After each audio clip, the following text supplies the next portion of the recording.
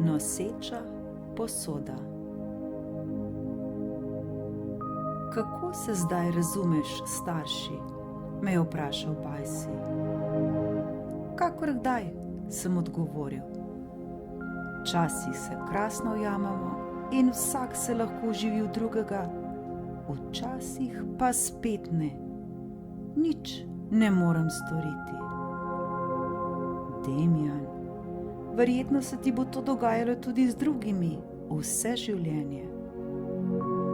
Da, ampak starši je vendar drugače. Moji starši so. Da, tvoji starši so. Ampak zakaj praviš, da je to drugače? Neko moč imajo, ker so moji starši. Kakšno moč? Moč nad mano. Odrasel si že, Demijan, zato nihče nima nad tabo nobene moči. Nihče.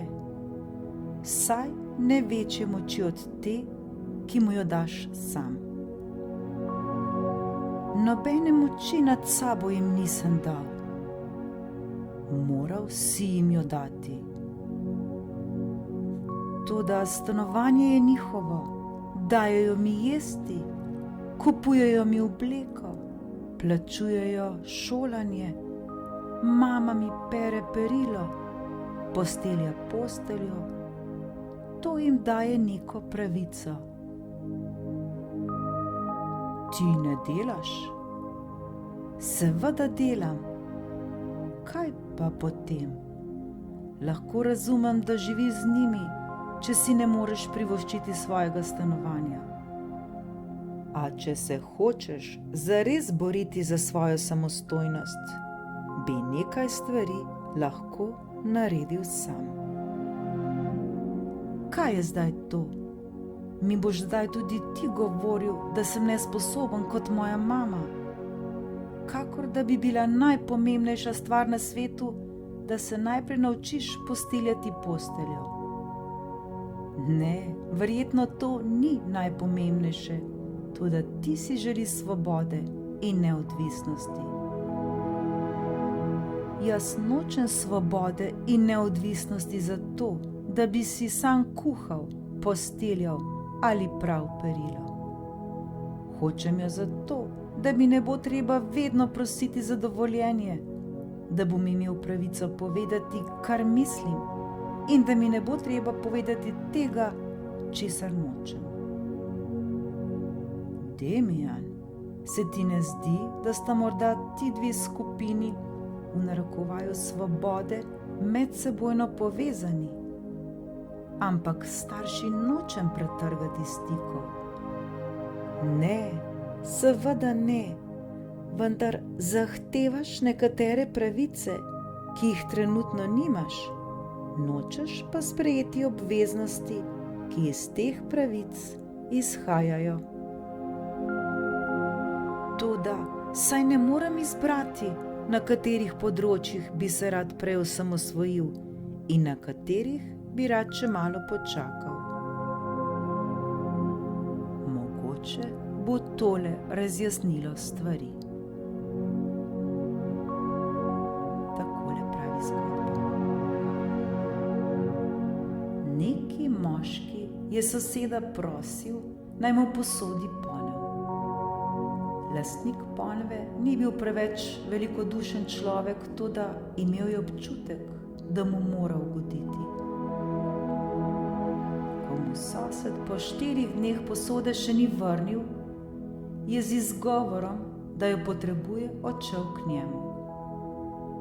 Ravno sem se odpravljal k vam, da bi jo vam vrnil, ampak porod je bil tako težak. Kakšen porod? Posodim, prosim? Ali niste vedeli, ponev je bila noseča? Noseča? Ja, še istega večera je rodila, zato je morala počivati. Ampak zdaj si je že opomogla. Počivati?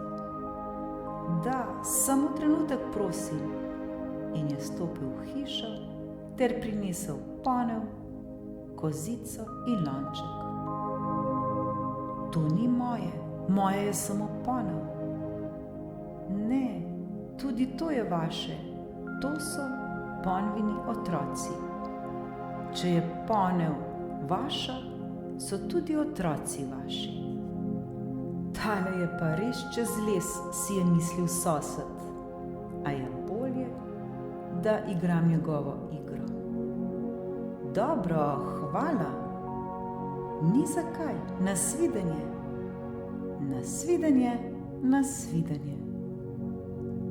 In moški je domov odšel s ponvijo, kozico in lončkom.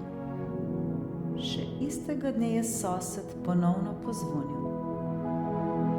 Sosed, bi mi posodili zvijač in klešče? Moški se je zdaj čutil še bolj dolžnega, da mu posodi, kar ga je prosil. Seveda. Odšel je v stanovanje in se je vrnil z zvijačem in kleščami. Minil je teden in ko je že nameraval po svoje stvari, se je na njegovih vratih pojavil sosed. Joj, sosed, ali ste vedeli? Kaj pa? Da sta izvijač in klešče par. Ne, je rekel moški in debelo pogledal. Poglejte, moja napaka. Za trenutek sem jo pustil sama in že so bile klešče noseče. Klešče? Ja, klešče. Prinesel sem tudi otroke. In je odprl košek, iz njega potegnil vijake, matice in žeblje, za katere je trdil, da so jih rodile klešče. Tale je res čisto nor, si je mislil moški, toda žeblji in vijaki vedno pridejo prav. Minila sta 2 dneva. Pri vratih je ponovno potrkal vsiljivi sosed. Zadnjič, ko sem vam vrnil klešče, mu je rekel, sem opazil, da imate na mizi čudovito vazo iz zlata. Bi bili tako prijazni in bi mi jo posodili za 1 noč. Lastniku vaze so se zasvetile oči. Seveda, je velikodušno odvrnil in stopil po vazo. Hvala, sosed. Nasvidenje, nasvidenje. Minila je noč in še ena. Lastnik vaze pa se kar ni mogel opogumiti, da bi šel k sosedu in mu rekel, naj mu jo vrne. Toda čez teden dni ni več mogel zdržati in je odšel k sosedu po vazo. Vazo, je rekel sosed. Ne veste? Česa? Umrla je pri porodu. Kako je lahko umrla pri porodu? Da, vaza je bila noseča in je med porodom umrla. Mislite, da sem neumen? Kako pa je zlata vaza lahko noseča? Poglejte, sosed, verjeli ste mi, ko sem vam povedal za nosečnost in porod ponve. Prav tako za otroke zvijača in klešč. Zakaj pa mi zdaj ne verjamete, da je bila vaza noseča in da je umrla?